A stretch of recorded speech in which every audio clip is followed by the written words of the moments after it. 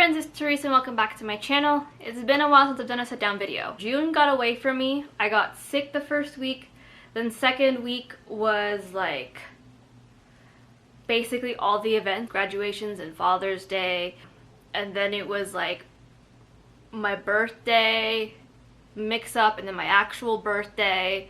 And it's been crazy. So I'm hoping to get back to a more stable, very stable and consistent scheduling back into July. So fingers crossed. But today I'm back with a video review of a book. It's not coming out yet. It's coming out July 16th, but that is Beautiful Villain by Rebecca Kinney. This is a Great Gatsby retelling, a modern Great Gatsby retelling with vampires. This comes out in about like two and a half weeks, and I was like, I could wait until then, but my Goodreads review is already out because it's connected to my NetGalley, so I figured I'll just do a book review where I can talk more in depth about why this book is going to be on my worst reads of 2024. So let's get into it. Please don't flag me, YouTube. I will end up cursing a little bit, and there are some things I will have to talk about in terms of sex scenes, so please bear that in mind if you're a younger reader. This is not for a younger reader, like ever. Have them read the original. It might be a little bit more, but it might be better for a younger audience. But if you like these kind of videos and you want me to do more videos on ARC that I do receive, whether it's from NetGalley, from publishers, etc., let me know in the comments. And that hit like, subscribe, and comment, and you guys will be able to see more of my content. Moving on to the synopsis of this book, Beautiful Villain by Rebecca Kinney is an adult modern retelling of Great Gatsby. It follows Daisy, who is on the heels of not only graduating college, but also breaking up with her longtime boyfriend Tom, who is a known cheater and just generally a not so great and abusive person. She has plans to just kind of like lay low and maybe like figure out what she wants to do with her life. You know, the usual like post-grad questions, like what am I doing, where am I going, and the depression's not helping. So in an attempt to kind of cheer her up, her cousin Nick and her like high school best friend Jordan, who is a parkour influencer on TikTok, which was a surprising twist for me because it's not like golfing has particularly died down as a sport, but I feel like parkour isn't as like popular in the modern day as it was back in like 2012. They take her to this party and she finds out that the host of this party is actually her longtime like crush / her childhood best friend Jay Gatsby.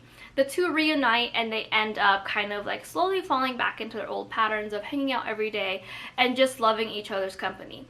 Now the closer and closer she gets to Gatsby and his web and his like community of people, the more she realizes that how he accumulated money is by selling a form of immortality. And the deeper and deeper she gets into this is putting her in a buttload of danger, both from Tom and from outside forces. Moving on to trigger warnings, let me just pull this out. Aside from the obvious sexual content, which is why this should not be read for younger audiences, please keep that in mind, parents. There's also blood and violence. There's mentions of verbal, physical, and sexual assault. There is a death of a teenager in this book, and it's not like necessarily like an easy death either. It's a pretty hard one. And then off-page mentions of child neglect. With that in mind, if this is not the book for you, if your child has brought this to you because they've heard of it. Moving on to my first thoughts about this book, I was excited. Obviously, I requested this from NetGalley. I had high hopes because Great Gatsby is one of my favorite classics of all time. Why, I don't really know. It's one of the few there's a handful of classics that I enjoyed from high school, and one of them is The Crucible, Raisin in the Sun, Dorian Gray, Great Gatsby, and a couple other ones too that I just really enjoyed back in high school, and I've clung to it like a hyperfixation, and I'm trying to broaden my classical views, but I just want to get more copies. Where was I going with this? So obviously Great Gatsby is one of my favorites. It's a modern day retelling, and I thought it was going to be super interesting to see because the whole point of Great Gatsby is about the American dream, the wealth, the maintenance of wealth and appearances, and the losing and like the materialism of it all, and losing yourself to finding the American dream and what it actually means to gain it. In a world where TikTok is popular, where we see these influencers purchase skincare products up the wazoo, we see a haul from Shein, from Abercrombie & Fitch, from American Eagle that happens so constantly that I feel like the two parallels would work well together. And on top of that, there's vampires. We all know this girl, me, I am this girl, really loves vampires. Like, there will never be a moment where someone's like, this book has vampires, and I go, oh, not my style. I will always pick it up. I was really intrigued to see where this author was going to take it. Obviously, retellings are some of my favorites. I have like 3. There's 2 of them in here. Like 3 in my physical TBR, and I have a handful on, like, I have to finish the Chloe Gong's These Violent Delights. I have like 2 Little Mermaid retellings, my Greek myth retellings. I'm a retelling kind of girl. I even like the smaller ones where they just like have hints of it. I have a lot of Hades and Persephone retellings I love. So to say that I'm not a retelling girly and have like the patience and wherewithal to see that like a retelling is hard to do because it's just an author basically writing the approved version of fan fiction and trying to make it their own and make it as original as possible. But this book kind of failed for me for a multitude of reasons, and it's not just because I am a literature major or an English major who is a bit of a snob. It's not just because of that. It just was not hitting all the right spots in more ways than one. Moving on to the first portion of, I guess, like the review, is mainly talking about the world building of the book. This is probably the bit that I enjoyed the most, I'm not gonna lie. It's not as developed or as fleshed out as I would particularly enjoy or want a book to be as fleshed out. However, it was interesting enough for me to kind of keep reading and understanding where this is. I enjoyed the fact that in this world, in this present day world, the myth of vampires have always been around. But the concept of the vampires, the physical concept, is a brand new thing. I think Gadsby mentions it's at least like a decade or so, like a few decades to almost a century old. And it starts off because it's a gene mutation from a serum because this man wanted to find a way to get our cells to regenerate a lot faster. And because of this, he accidentally created vampires. Now, it follows the same thing. You basically drink a vampire's blood and you become a vampire and you go through this process. But instead of having to die or go through this grueling process, you're basically just kind of like given the worst flu of your life. And that during that process, you are gaining, I think, a second heart and a second stomach is what they said, along with the usual like super strength, super speed, enhanced hearing and whatnot. And I like that. I like that the vampires were very new to society. They weren't like always there, always waiting to like try and take over the world or manipulate things. They're brand new. And I think with that, it can also create like a system where the vampires are at the bottom of the food chain because they're so new to this world, because there are other apparently supernatural beings. So we get to, I really enjoy that, and I like the fact that in this one there are 2 kind of ideologies, which is Wolfsheim's, which is like, I guess, like Gadsby's like creator's creator, where this is kind of like almost cult-like and it's something to be revered and something to be shared, whereas Gadsby and his creator Cody, who's also a big portion of this book, thinking this is something to be shared but within limits. They have shared it with like doctors who do things for pro bono, mental health providers, sociologists, cops, which is a little but he does it more so for his own sake, and then other people. Like he included Jordan to protect her because she is a parkour person, keep her alive. That's why he throws these extravagant parties, and that's how he gets money, is because he asks people to pay to become immortal. And we see that there are like people who can't control their bloodlust, and we see that that's why he throws the parties, because that's where people get their donors. That's where he vets out people for these potential candidates, and we get to see that like a community there. And I really like that portion. I like the world building. I thought there was a lot of forethought and development to it. I also kind of did enjoy Daisy's involvement in this. Now, Daisy does have a power of her own. In the synopsis, it's mentioned that her voice can make people do things, and she's not completely entirely sure why that is. Now later on we learn that it's because she is descended from the Liana She, which is an Irish folklore. How they described it in the book is that basically the Liana She is lived in the same coastal town as a bunch of mortals, and they began to procreate. Now her grandmother was pretty strong in it, her dad not so much, and her dad was hoping that she would not be strong in it because he had married a woman, and at this point she's like maybe like a 16th or so removed from this. She has that much in her blood. But she finds out that her voice is particularly strong in vampires because of their enhanced hearing. Now for some context in this concept of the Liana She, I will leave a link to the folklorist I found on YouTube that describes this and rants about it in more detail. But basically, Rebecca Kinney's interpretation of the Liana Shi is a bastardization of a bastardization. Basically, in the original like folklores, we learn that the Liana Shi is basically someone who is it's rooted in misogyny, where they would basically find a male artist, like a poet, a writer, a playwright, an actual artist, what have you, and basically kind of enslave them. They will give them these like inspiration, basically as a muse, to give them hope and creative writing, creative abilities to become these poets, but they die young because they siphon the life force from the men. Again, the root of it is definitely based in misogyny, and we learn through the video that I'm going to link down below is that it's because it's not Irish folklore per se, but W.B. Yeats basically created his own myth. So what he did was he took the English term fairy lover, and he had someone translate it to traditional Irish, to what we now know as Liana Shi, and he created this folklore and basically passed it off as ancient folklore. The folklorist I found mentions that he could not find anything in the text that he has from his studies. He couldn't find much on Google or anything, so it definitely had moments where it was just like where he struggled with this folklore struggle. That's where he finally found out that W.B. Yeats just created this myth for his own benefit. If you guys want to learn more about W.B. Yeats, I'm sure there's more content out there. Now, I thought because, you know, it's obvious that her voice works stronger on vampires, she's had this thing for a while, that her voice would end up becoming the problem of the book, the issue that we see, because she and Jay were childhood friends, and I thought that maybe she had accidentally used her voice on Jay because he was so in love with her, he listened to her, and it followed, and it actually stuck throughout the years. Maybe she like made an offhand comment about how like if he was rich he could follow them and blah blah blah blah blah. And I thought that was going to be the main conflict of the book. I thought we were going to see Daisy really try to struggle with the fact that she manipulated Jay into becoming this being, this almost all-powerful, all-consuming being who is trying to do things to impress and keep her. But I'll talk more about my thoughts on what the plot should have been when we get to the actual plot portion of this.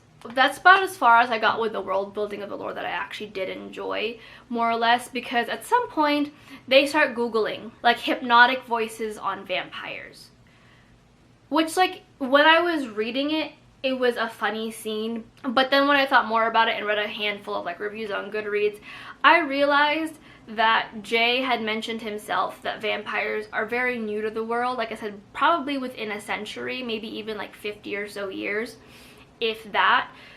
So I doubt there would be a lot of literature on vampires, let alone ways to manipulate a vampire. So I was just like, it felt a little contradictory because when you Google, you're expecting a plethora of information from many centuries and many years and perspectives, but it's very obvious and mentioned already that this is not the case for vampires. It's not there. Moving on to the writing style of the book, there are definitely moments in the book that I found that the writing was particularly done well, especially like in the moments kind of in location 143 of my Kindle here, where Daisy says, "When we burst outside, the sun doesn't seem as offensively bright as it did in my room.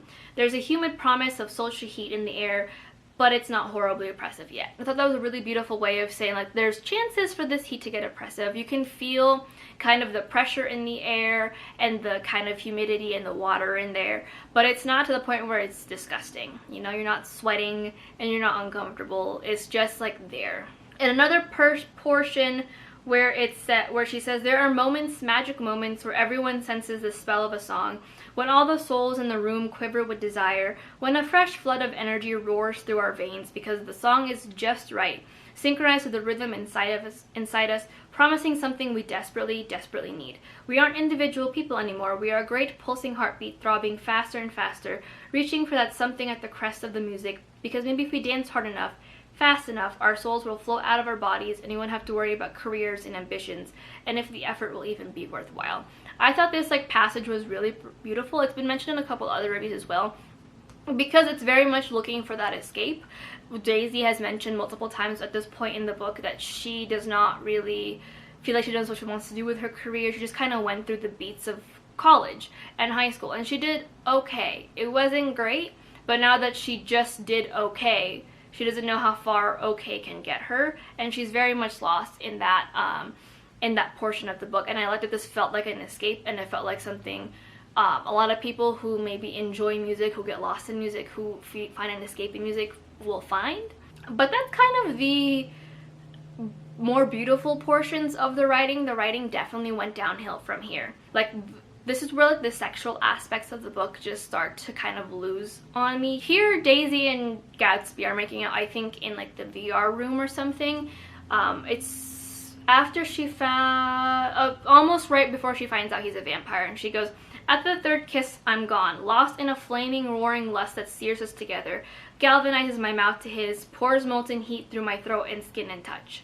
Now, I don't know about y'all, but I don't think I ever in my life want to be galvanized to someone while making out to them, nor do I want anyone to refer to arousal as something being poured down my stomach and throat and mouth.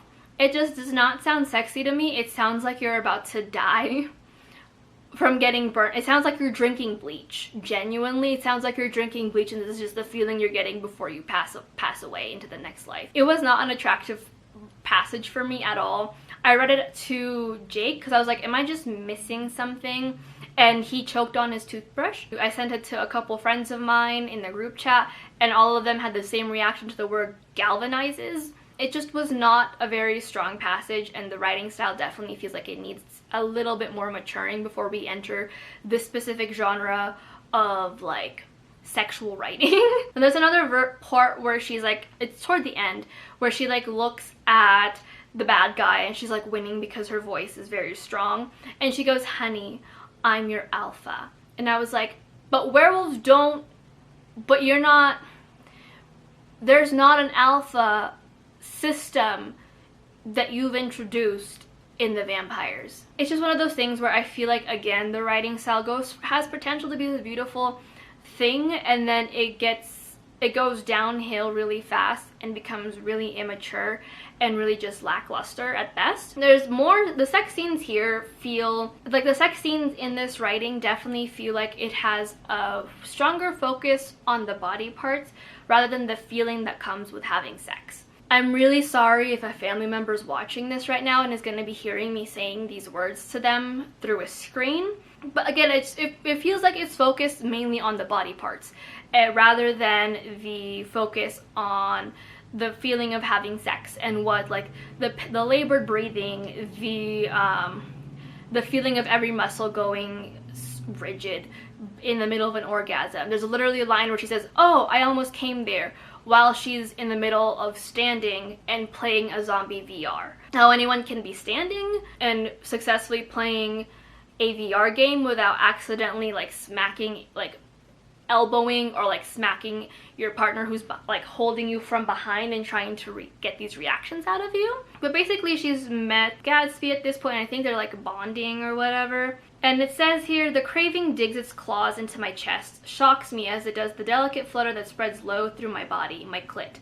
And I don't know, just having a body part regain a sense of consciousness to have a craving for a person, it takes me out, especially, like, obviously, like, go for Rebecca Kinney for including clitoral representation in a novel. But typically what we want from clitoral representation in a novel is the clit play and not feelings traveling down to your clit, which also doesn't make much sense because that's not the part that I'm trying to say this in a PG friendly way. I'm not even gonna try to say it. I don't know. Just from other smut, one can assume, I don't even know. I just know clitoral requires stimulation before it can actually start feeling tingly. So to have it feel tingly before anything has ever touched it in this scene was weird to me. But I do appreciate the fact that we mentioned the clit in a sexual context. Not sure if this was the best mention of it, but I'll take it, I guess. Take what we can get. My friend mentioned that she basically just said my pussy twitched a little. And I was like, yeah, I wish it was that. I wish it was that. Then there was a moment where like Gadsby growls at her, because every vampire, every paranormal romance has to have some masculine growl, which I appreciate. Like, listen, I grew up with the Vampire Diaries, the Night World, Twilight. A growl in those contexts is hot. But when you say he growls and my pussy quivered, I don't know, buddy. Yeah, it says, did he just effing growl and did my pussy quiver at the sound? And I was like, please get that checked out. I don't know, that didn't sound right to me. Then the last part that I'll mention sexually was palms against his butt. I pull him tighter against me. He's hardening against my lower belly, a thick length that sends a thrilling tingle into my pussy. I sent this passage to my group chat, and TB said, why does her pussy have so much personality and presence? And at that line, I just thought of the 50 Shades of Grey, where Anna Steele's like inner goddess is like doing backflips. And again, it's one of those instances where, like I said, I feel like the focus of the pleasure is in this book is a little too much focused on the vessel and not the feelings that come from the vessel being aroused or being stimulated. It just felt like everything was just relating to these things, and I don't know. Having these descriptors is just weird to me. It doesn't make sense, you know. It doesn't make sense. Moving on to the characters of the book, most of these characters are supposed to be, obviously Daisy just graduated college, so she's about 21, 22, and I think it's mentioned that Gadsby is 24. So these characters are within like college grad to graduating to being like an adult in the workforce kind of situation, and they all read like high schoolers.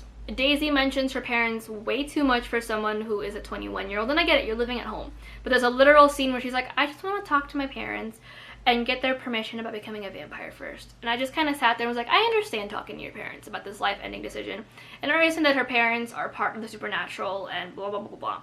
I too would probably want to tell my parents, hey, so just so you are aware, I will no longer be aging from this point forward. This is a very adult decision I would like to do for myself. I would prefer your support, but do not need your permission. And she's like, can I do this? I would really like to do this. And it's just like a moment where it was just weird to me as like an adult. I was like, yeah, sure, let's talk to your parents and like, you know, get their feel for it. But then it's like, yeah, I need their permission. Okay. I mean, do you, I guess. Then there's like a moment where they're hanging out with Tom and Myrtle, and it's weird, and it's like, I'll read the passage. It goes, check it out, Daisy, Tom says loudly, turning his head and pointing to his ear, which now has a couple additional hoops along the edge. Got 2 new piercings, and this. He points to a stud glinting above his eyebrow, and these. He rakes up his t-shirt to show a tiny bar through each of his nipples. Hot, right? And I was like, are we 16? Like, you know, I like a good piercing on a man. On anyone, truly. But are we 16? Why is like a piercing all of a sudden like the cornerstone for like being hot and sexy? And why is it being bragged like we're in an element, like we're in class or in the lunchroom trying to get as much attention as possible? Like, you are now 21, 22, Tom. Why? And it's just moments like that where I was like, how old are these kids supposed to be? Because it does not read. Definitely, like, that scene with Tom definitely makes him feel like a Chad, an abusive Chad for sure. And it makes sense. Like, I can see Tom being that way, but it's probably the closest you're gonna get to something similar to the original work of Tom ever. Like, in the book, Tom's an abusive Chad. Nick is queer, which is correct, but he has no part in this book. And he is one of the main characters in Great Gatsby. And he's not only turned queer, which is great, because obviously, like, why did you let Gatsby get away with so much if you didn't have a little crush on him? He's turned queer, but then to boot, he's also just turned into a marginal side character who shows up maybe like once or twice. And then again, Jordan is a TikTok influencer. And moving on to the two title characters, which is Daisy and Gatsby. Daisy is definitely watered down from this version of her from the book, which it could be a consequence because she was pretty much emotionally and physically and almost basically sexually abused by Tom. She's super safe and doesn't really venture out of her own comfort zone. She's very watered down, and she's very much like a plain and almost blank canvas for the reader to project themselves onto. There's not a lot to her. She doesn't really grow throughout the book. The most growth she gets is that she figures out who she is and what she wants to do, which is basically just becoming a vampiric therapist for vampires who struggle with their bloodthirst. Like, it would be fine to have Daisy be this blank canvas for a reader to project themselves onto if there was a point to it, but there wasn't. There was just a lot of like struggle to find Daisy and her voice in the book, I feel, and it doesn't show up, and you don't really find it very much. There's also moments, like I said, she reads super young. Like, she mentions high school as the good old days as a 22-year-old college graduate, which told me all I needed to know about her character, TBH. Like, I was 22 at some point, like, what, 6 years ago? So I understand, like, reminiscing back on things. But when I was 22 reminiscing back on things that were cool and fun, I reminisced in college, which made sense because I had just put that door behind me. But she was reminiscing a total of like 4 to 8 years behind her, saying these were the good old days. And I'm just like, the only thing good about high school was that I had no bills to pay. Other than that, I would not return. In fact, would return the thought to sender. But she constantly has these things and mentions grades and how she didn't really enjoy grades, which is fine. Like, it feels like she's stuck in a very immature state, and it doesn't feel like this is a book that it feels like it felt like the author was trying to make Daisy seem more mature, but it made it feel like the exact opposite. She's constantly mentioning how she used to be this playful thing with Gatsby, and then because of obviously Tom, she's not anymore, and she's slowly becoming this playful thing again. But it feels like we're being told that and not being shown it. I didn't see, aside from her throwing the shirts at Gatsby, I didn't see Daisy as like someone who was like playful. I saw her as someone who was very meek and mild, which again feels like it was a way for the author to project, or for the reader to be able to project onto the character. But then there was no satisfaction of the character growing into her own and becoming this super tough, or not super tough, but more sure of herself until the very end, and even then, there wasn't a change. There were also a lot of reminders about how wealthy Daisy was, and how she has to remember to check her privileges. She mentions a lot of the times her dad would be like, oh, check your privilege, and then later she'd be reminding Gatsby to check his privilege. And like, I get it. We don't like millionaires in this world. They shouldn't really exist.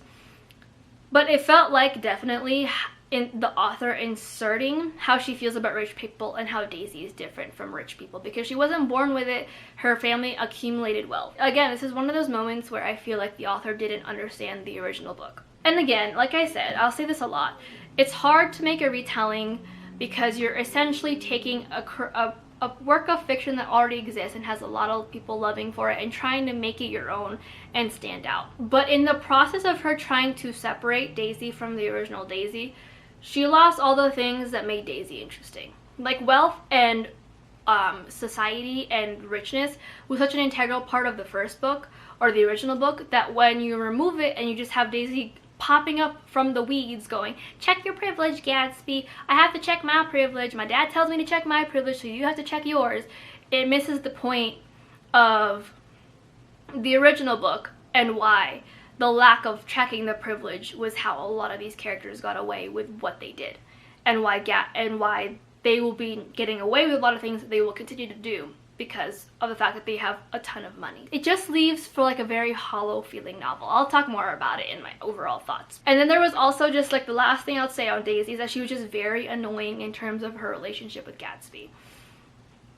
She was always like, the first literally probably 50 or 60% of the book was her going, Gatsby feels so familiar to me. He's like one of my best friends. He's the love of my life. But I haven't spoken to him in like 8 or 9 years. And he's a complete and total stranger to me, and I don't know anything about him. And because he's a complete and total stranger to me, he has to divulge every single secret that happened to him these past 8 or 9 years, or I will never trust him and he will always be a stranger to me, no matter how familiar he feels. And it's just this repetitive cycle. And even Gatsby's like, I need you to pump the brakes. And then she's like, but you need to tell me everything. And he goes, we don't know who we are.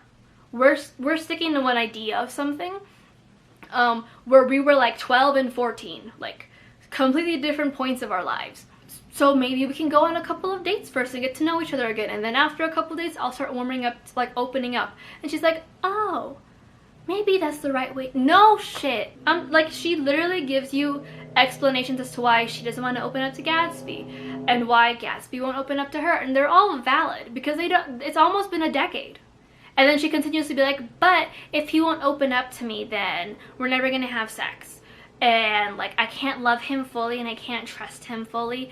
Even though we're complete strangers, he has to tell me every single deep dark secret. I don't know, man. I don't know. It's just a lot. It was just a lot, and it just kept happening. She just kept saying it over and over again, and I was just like, please get a journal, for the love of God. Have some introspection. Get a journal, please. And then just a quick thing about Gatsby. He's super obsessed with Daisy, which is probably the closest you'll get to the original character. The closest you'll ever get to the original Gatsby. But he just fell very, very flat. It's obvious that the author made Tom super, super abusive and super, super a Chad, and just did not respect Daisy at all, to make Gatsby, who does the bare minimum, if that, because at some point Gatsby gets upset that he's had sex with Tom, or that she's had sex with Tom, but then she's allowed to get upset that he's had sex with other women because he felt dirty after. But it was there to just make Gatsby look super heroic and super like, I am amazing and I would never do these things to you because I am the bare minimum. And it just felt flat for me. There was just no, like, they're trying to make Gatsby seem like this paramount, this character who can do no wrong, who's just trying his best, and it doesn't work. He doesn't grow. He doesn't do anything. He's just a flat character there to look really good because Tom was just really, really bad. Moving on to the second and last thing I want to tackle in this video, themes. The theme of this book basically is just finding yourself. Daisy kind of struggles to find herself and what she wants to do in life, and she does, and thankfully to her, she does end up finding herself, or like what herself is to her, you know, like finding her true purpose in life, finding who she should be, what her career should be. There are moments where she discusses how much she hates grades and how she preferred, she mentions how much she prefers nature and parties because she can just lose herself and there's no expectation or grade or blah blah blah. And I was just kind of sitting there like, okay, you had a bunch of money, girl. Like you guys got a lot of money, and you're telling me not one of your parents saw you struggling through school and you didn't bring up like, hey, maybe, just maybe I could like take a year or two off to travel Europe? Check your privilege. Okay, yeah, check yours, Daisy. And then every other theme you would anticipate from a major Great Gatsby retelling, not there at all. Themes like the unattainability of the American dream and the tragedy of and loss of self trying to maintain and get it, gone. It's just gone. And I feel like there are moments where these themes could be found. Like it feels like she throws the dart and it barely misses, or she like closes her eyes and hits it accidentally, like hits the target accidentally. Because I feel like there are moments of that where we see Gatsby quite literally turn into a monster and sell immortality to gain this wealth and to impress Daisy.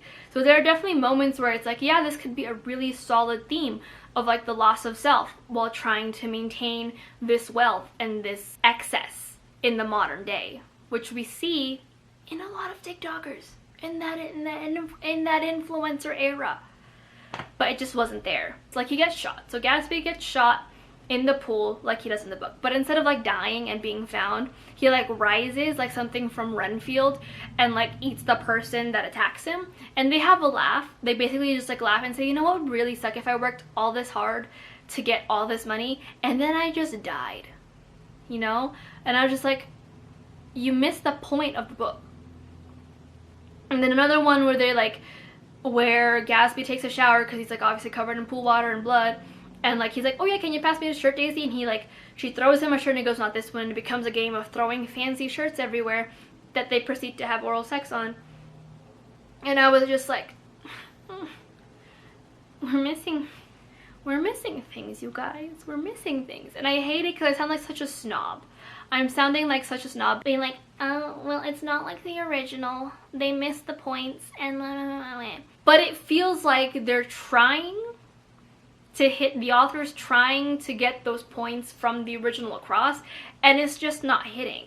It just brings out this really just like in me.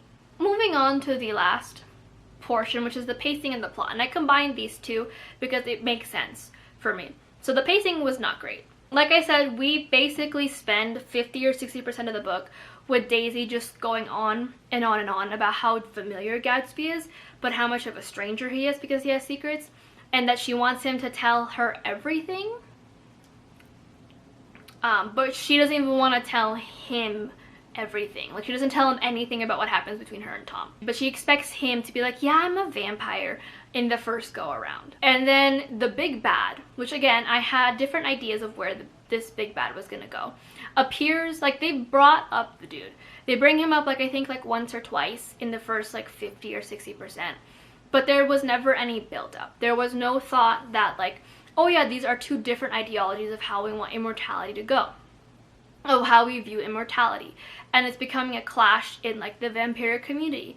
This dude shows up 78% of the way through, or at least his presence shows up 78% of the way through. It's not even him. The presence of him shows up 78% of the way through, and basically slaughters an AA meeting for vampires who are trying to like adjust to this new life, and has plans to slaughter another meeting of vampires who are trying to adjust to this new life of theirs. And then a big fight breaks out in the last like 84% of the book, and that's how the book ends. That they fight and they win, and the big bad vampire is locked up. Yeah, it said, I wrote, there was no threat, and it was thrown in there because much like Daisy, the book didn't have direction. And it just felt out of the ordinary for me to throw that bit in there, especially since it was like so laissez-faire of how they treat him. It was like, oh, it's just Wolfsheim. It's just no big deal.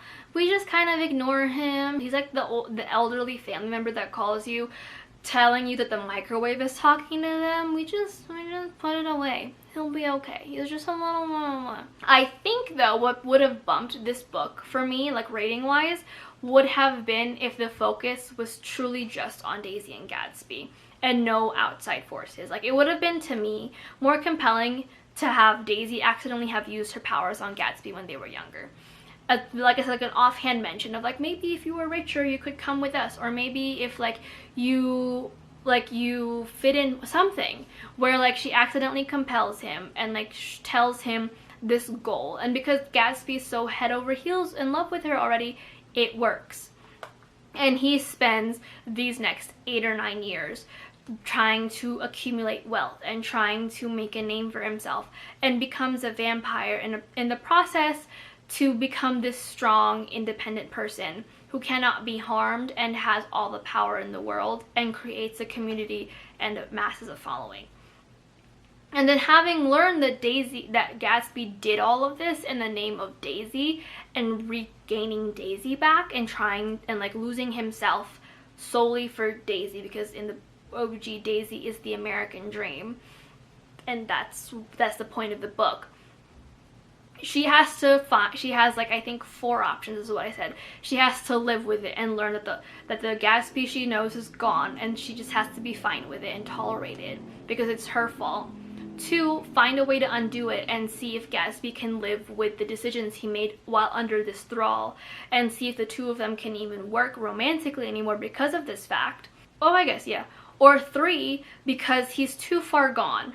He has to be put down because he's trying to find a dream and make a dream for himself and make a name for himself with an ideology that she doesn't even prescribe to anymore, if at all. I think it would have definitely made up for the pacing, and it would have made for really strong themes and followed the themes of like, what does it look like to follow, or starts answering the questions of what does it look like to follow the American dream? What does it look like to change your entire self, to gain and maintain this wealth, and to amass this following that blindly follows you because you influence them so much? I think that would have been a much more interesting take on Great Gatsby in a modern way. Overall, I gave it a 1 out of 5 stars. Like I said, it has potential for sure. I enjoyed the lore, and I think it definitely was the highlight, but I think the lack of understanding for the source material definitely weakened this story. There was no connection. I think I mentioned in my NetGalley review that if the author had just changed names and made this story about a group of young adults partying it up and turning into vampires, you would not be able to make the connection between Gatsby, the Great Gatsby, and this book. And they tend to hit the beats, but by accident, and the book feels, like I said, hollow as a consequence. It feels like the author, like I said, if she changed names, this book, and got rid of certain scenes, this book would have stood well on its own. It probably would have had the room, because she would have removed the pool scene, and the shirt scene, and the scene where it rains. There would have been more room to actually develop and grow the plot and characters, but instead, I feel like the author utilized the original story and the characters and the scenes to grab and try to hold the reader's attention, and it does not work out. And then to boot, the added sex scenes I feel were lacking and were a little immature to me, and it definitely felt like the author felt like they had to include some sort of sex and some sort of spice to pander to a market that is very much focused on the sexual aspect of novels at this current moment, and it did not work out. Overall, I would not be recommending this book to anyone. So while this book has a lot of potential, I can't see myself enjoying it purely because of the potential it has. I have to take it for face value, and for face value, this is not a very good book. And I will not be continuing on with any side series that it does, because it looks like there is a Dorian Gray situation, and I'm not about it. But that is it for my thoughts on Beautiful Villain by Rebecca Kinney. I've heard things that, like, her writing before this was done really well. If you have read other books by Rebecca Kinney, let me know in the comments down below. But this book was just not it. It was not it. So if this made you want to read the book, good luck to you. If this made you realize that it's not your thing, I'm sorry, I understand. But until next video, hope you guys stay safe, and I'll see you guys in my next video. Bye.